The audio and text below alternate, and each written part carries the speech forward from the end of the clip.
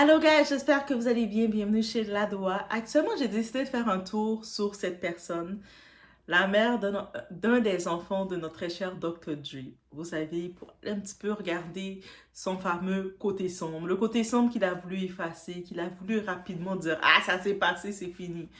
Mais quand on m'en dit, quand un verre est brisé, même si tu le recolles pour le redéposer, c'est compliqué. Les fissures, tu peux pas l'enlever, tu vois toutes les petites cassures, tu peux pas le retirer.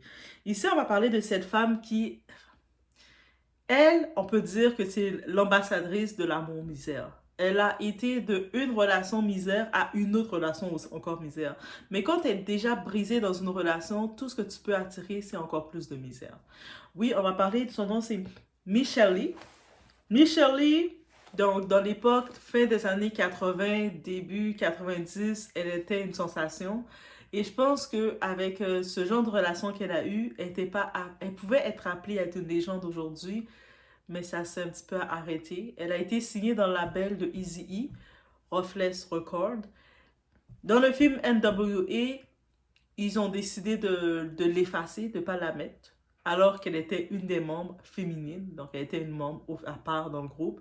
Elle a même participé dans le diss track qu'ils avaient fait, vous vous rappelez, quand Ice Cube avait laissé une partie du groupe, à cause de il n'y avait pas de contrat, ils se sentaient arnaqués un peu, on va dire. Mais on l'a même pas mis du tout. Et on peut comprendre pourquoi cette personne n'a pas voulu la mettre, parce qu'il sait que même si c'est la mère de son enfant, il sait que elle représente son côté sale. It's About Everything, on est chez Doha, on regarde ensemble l'amour misère. Pourquoi on dit que c'est pas bon? On y va.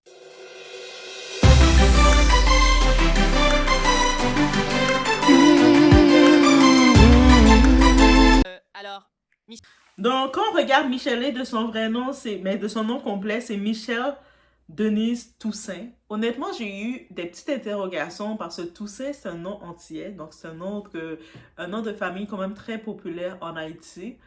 Donc, je cherchais un petit peu plus pour retrouver sur sa famille ou pas, mais il n'y a rien qui est sorti. Donc, je sais pas. Mais Toussaint, elle vient peut-être des îles ou peut-être elle est américaine, mais elle a de la famille des îles, je sais pas, en 1987, ça fait un moment. Et c'est à partir de 89 qu'elle a été signée par Eazy-E dans Ruthless Records. Son premier album de son éponyme, de son nom, euh, c'était son début dans l'industrie musicale. Celui qui l'avait produit, qui avait tout formé ça, c'était son copain à l'époque, son ami de longue date, Dr. Dre, qu'on sait, de son nom André Romel Young, Jerry. Ça, c'était par contre sur le label de Death Row Records. Donc, on constate que son premier album, c'est géré par son premier gars. Dr. Dre, son deuxième album, c'est géré par son deuxième gars, Suge Knight. Et dans ce deuxième album-là, il n'y avait plus la touche de Dr. Dre, donc il y avait moins d'attention, il n'y avait aucun hit dedans. Donc, on peut clairement voir que Dr. Dre, qu'on veut pas, de ce côté musical-là, il avait apporté une touche, il avait été capable de chercher les meilleurs hits, la mettre en valeur, chercher dans tout dans le côté musical, mais il n'était plus là, on le sentait. Donc, et dans en 2013, justement, mondialement, l'album s'est vendu pour moins de 100 000 exemplaires dans le monde. Donc, c'est quand même...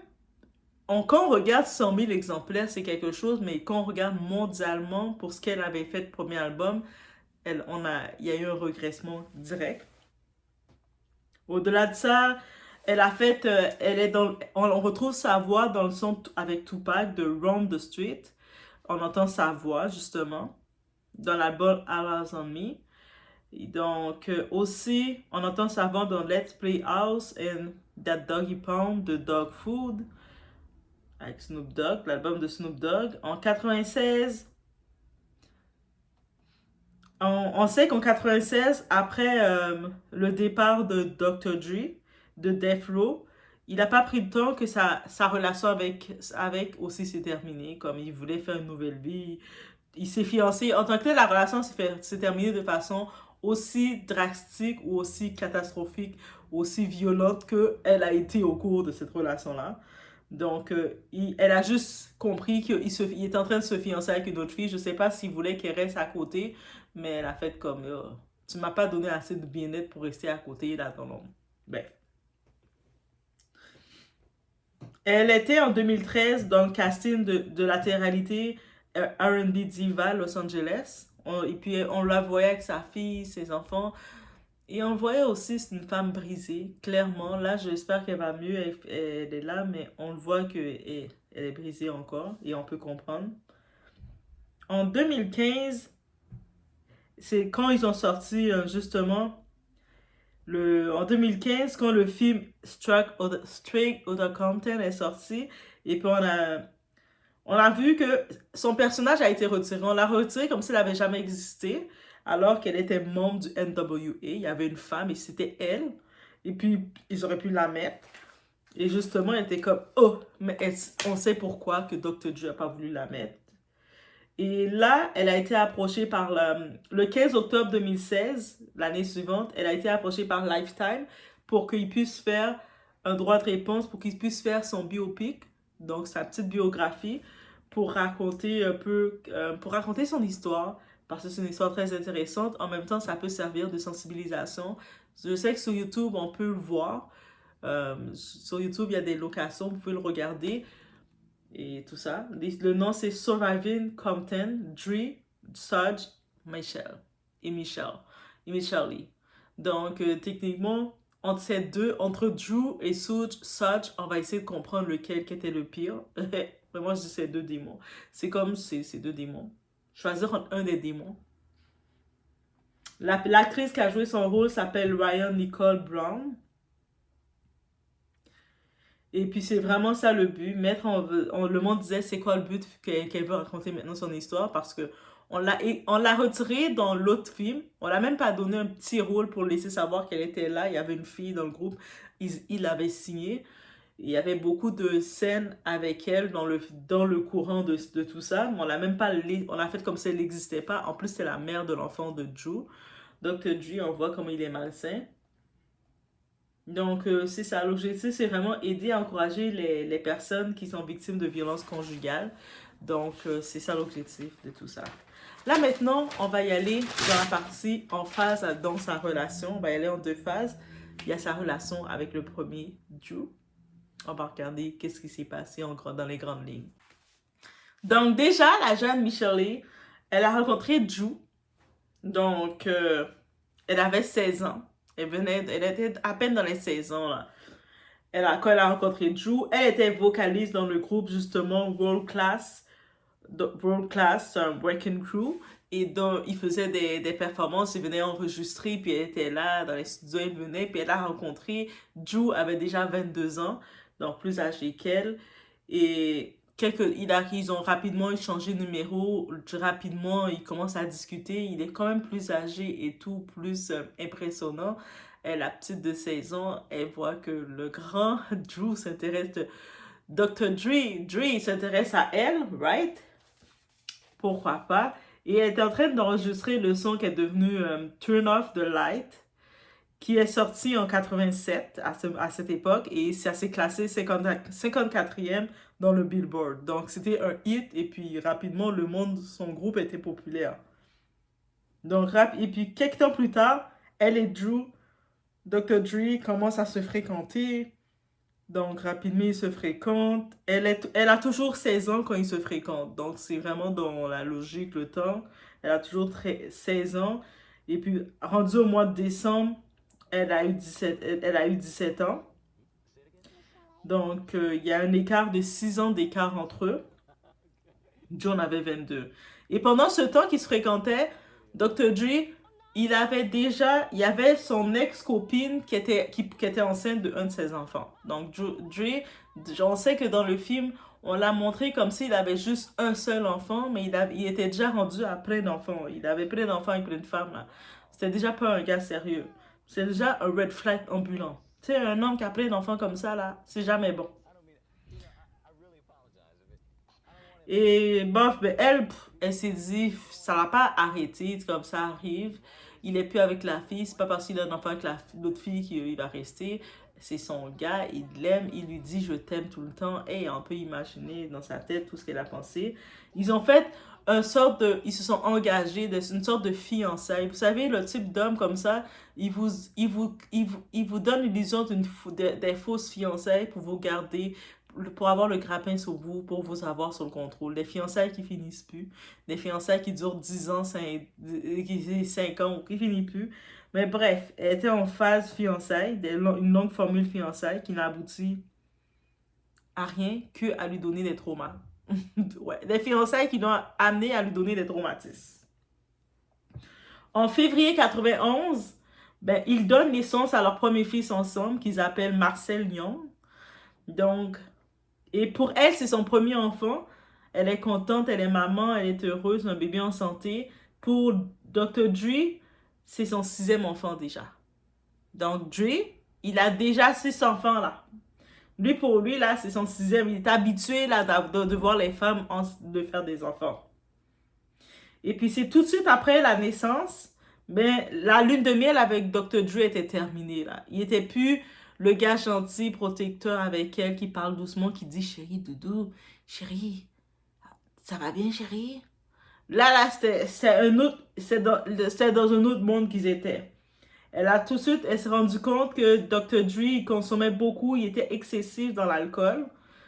Et beaucoup de tromperies, elle s'est rendue compte que, tu sais, le fait qu'il a autant d'enfants que ça, c'est parce qu'il avait un mode de vie que il la trompait beaucoup. Et puis si elle osait ouvrir sa bouche pour dire quelque chose, il avait un comportement excessif, un changement de température, de colère. Il venait se défouler sur elle. Limite, elle était son punching bag, on va dire comme ça. Quand il avait une mauvaise journée, quand il avait mal enregistré, quand il y avait quelque chose qui s'était mal passé, il la voyait comme son punching bag, son défouloir. Et allez, vas-y, t'es là, serre-moi à ça. Donc, rapidement, la violence, dans le couple, ça s'est établi, c'était physique, psychologique, la totale. Elle avait eu la totale avec lui.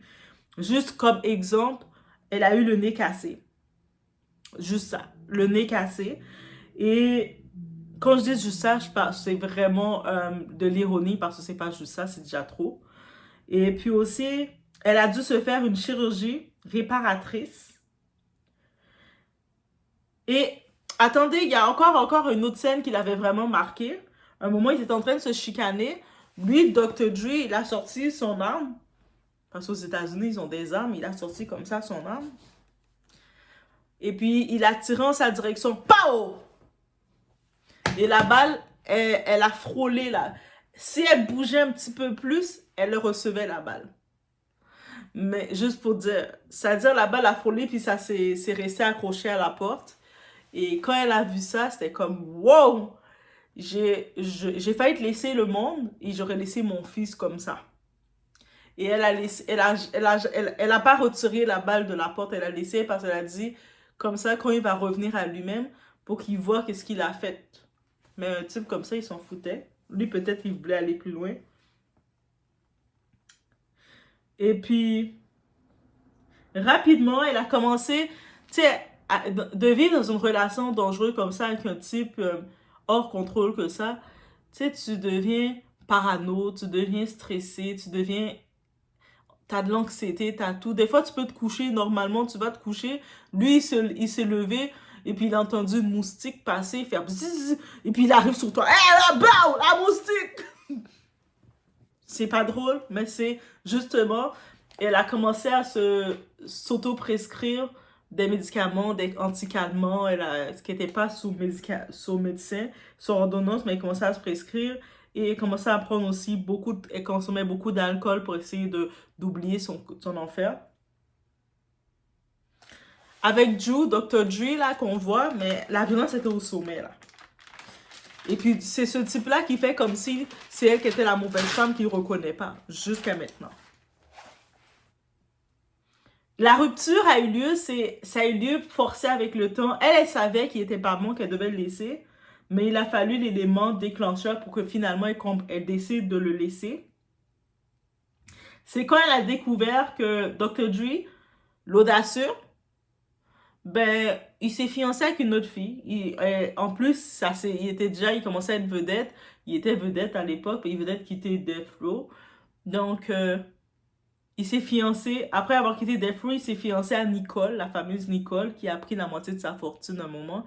Et Nicole, elle était venue pour ça, Nicole. C'est pour ça qu'elle l'a accepté, malgré qu'il avait déjà 7 enfants et qu'elle l'a accepté, là. Elle savait de quoi qu'elle venait régler. OK? Bref. Et quand elle a vu ça, ben là, elle a fait, OK, elle s'est résignée comme femme qui a vécu, qui avait été le punching bag, qui avait été la femme de galère, qui n'avait pas été aimée. Et elle a compris que c'était un point final, qu'elle n'allait pas rester comme titre girl à côté. Et j'imagine un type à la Dr. Dre, il aurait peut-être voulu qu'elle reste à côté parce que la façon il a la haine pour elle, c'est comme si le fait qu'elle l'a laissé complètement et puis elle a essayé de faire sa vie avec un autre homme, il s'est dit, mais comment oses-tu toi? Il y a des hommes qui veulent te savoir comme Chisa éternelle. On sait que c'était le cas pour Kim Porter avec Diddy. Comme il voulait pas qu'elle refasse sa vie, là. Il voulait qu'elle reste là, même s'il s'affichait avec toutes les autres filles. Des hommes égoïstes comme ça. Donc, c'est la partie avec Dr. Dre. On prend un petit moment de respiration parce que c'est tough. Donc, comme si c'était pas tout, c'est quand elle est dans le plus mal, elle est dans la détresse émotionnelle, ça va pas bien, puis on peut imaginer qu'elle a vécu près de 10 ans avec Dr. Dre, là. Tout ça, ça s'est fait en 10 ans et quelques. Et il y a un type qui rentre dans sa vie, il était déjà pas loin, il était producteur, déjà, il était son producteur, et puis il s'est mis en mode héros dans sa vie, il a donné de l'attention qu'elle sentait qu'elle avait besoin, il s'est présenté comme un chevalier. Les faux chevaliers. Et ces types-là, ils te reconnaissent. Ils savent que tu as déjà été victime. Ils savent qu'est-ce que l'autre t'a fait. Ils étaient au courant dans le milieu, qu'est-ce que Dr. Dre la faisait subir. Donc, il arrive, il dit, on parle de Marion Knight, Marion du nom de Sodge. Sodge arrive, il est le cofondateur de Death Row, CEO. Maintenant, il sait que son gars l'a laissé, Dr. Dre l'a laissé. Donc, il est un petit peu frustré contre Dre.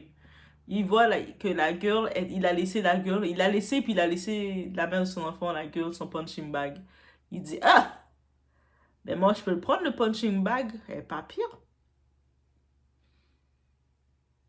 Donc, qu'est-ce qu'il a fait? La première chose qu'il a faite en venant en mode héros, il a envoyé Michelle en centre de désintoxication pour ses problèmes de dépendance à l'alcool.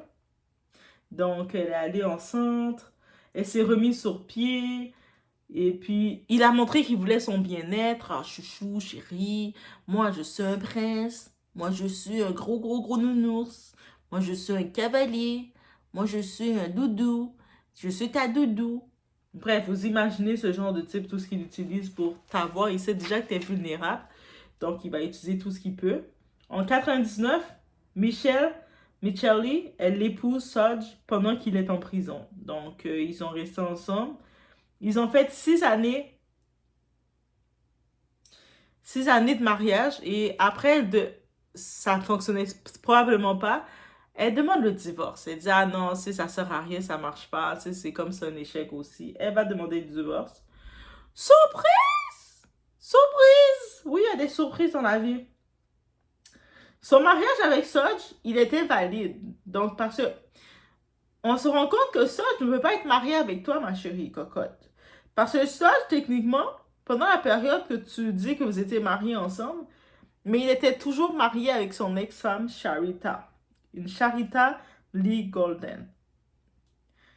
Donc, il s'était marié le 3 novembre 89 à Las Vegas avec Sharita. Mais ils n'avaient jamais réellement divorcé. Ils n'avaient jamais divorcé. C'était juste une séparation quelconque. Donc, il le savait probablement, le petit vicieux. Donc, l'audace des hommes. Et aussi, pour garder le tout, elle nous dit qu'avec Sodge, mais l'état de la violence, ça a continué. C'est comme quitter un bourreau pour retrouver un autre bourreau. Et justement, lors d'une attaque avec Sodge, on voit déjà Sodge, comment il a l'air bien gros, bien fort. Sodge, il faut se rappeler, c'est un ancien footballeur, là. Gros footballeur, là, qui... C'est pour ça qu'il était, avant d'être producteur et tout, il avait été garde du corps même. il est violent, là. C'est quelqu'un qui aime ça foncer sur le monde direct. On imagine ça. Lors d'une attaque, il avait disloqué la mâchoire. Donc, disloqué la mâchoire ici, ça s'est déplacé qu'elle a dû aller à l'hôpital pour refaire une restructuration. Donc, on imagine. Donc, en 2002, ils ont eu un enfant ensemble, une petite fille, Bailey. En 2009, elle est allée en cours parce que ce type-là, Sodge, malgré il a quand même l'argent, là, il est en prison, mais il a quand même des biens, de l'argent quelque part. Mais en 2009, il ne payait pas les pensions alimentaires ni les allocations, mais allocations d'épouse ou allocations spouse, le fait qu'elle était sa compagne, bref, mais allocations, il ne payait pas même les allocations pour sa propre fille, l'animal. Quand tu es un animal complet. Mais on imagine, c'est ça. C'est pour ça qu'il est en prison maintenant. Mais c'est pas pour ça qu'il est en prison. Il est en prison pour d'autres choses. Mais on dit aussi c'est pour ça. Bref, on peut comprendre maintenant pourquoi on l'a retiré de Straight Outta Compton. Parce que elle représente le côté sombre de Dre. Le côté sombre de tous les membres aussi qui étaient témoins quand Dr. Dre, il s'attaquait à Michelle là, c'était devant les membres. Il y avait une partie du temps, parce qu'elle était quand même signée sur Eazy-E.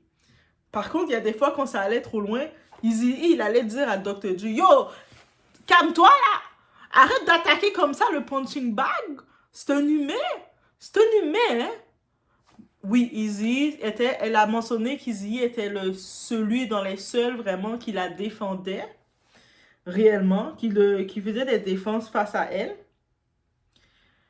Et puis, à certains moments, Jerry Heller, le manager aussi, des fois, quand il voyait que... mais là, tu peux pas faire ça comme ça. Ils étaient obligés, mais les autres rappeurs, ils restaient comme... Ils étaient là, ils prenaient leur verre, leur truc, ils faisaient comme ça. Et puis, Dr. Dre était dans le studio, en plein dans le studio, il a déraillé. C'est vraiment grossièrement comme ça. Donc, son fils qu'elle a eu, c'est Marcel Young.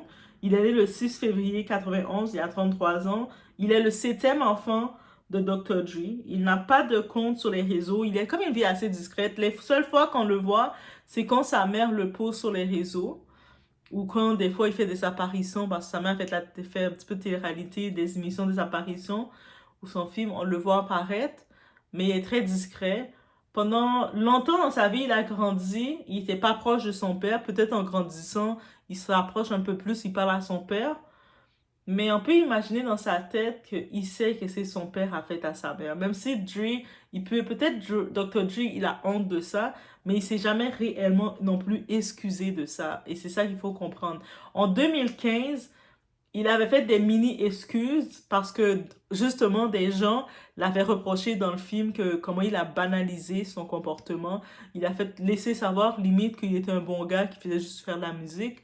Et lui a fait, « Ouais, je m'excuse, là. Je m'excuse si j'ai fait du mal à certaines femmes. I'm sorry. I'm sorry, parce qu'elle n'est pas la seule qui l'a fait du mal. Mais c'est des excuses tellement banales et tout pour ce qu'elle a vécu et puis qu'on comprend qu'elle a vécu, que c'était comme, mais c'est pas sincère. C'est comme, tant qu'à faire des excuses comme ça, dis pas d'excuses. Bref, mais il n'a pas compris ce mot-là. Et j'ai fait un petit tour pour regarder la fameuse paternité de Dr. Dre. Je savais pas qu'il avait autant d'enfants que ça. On va regarder.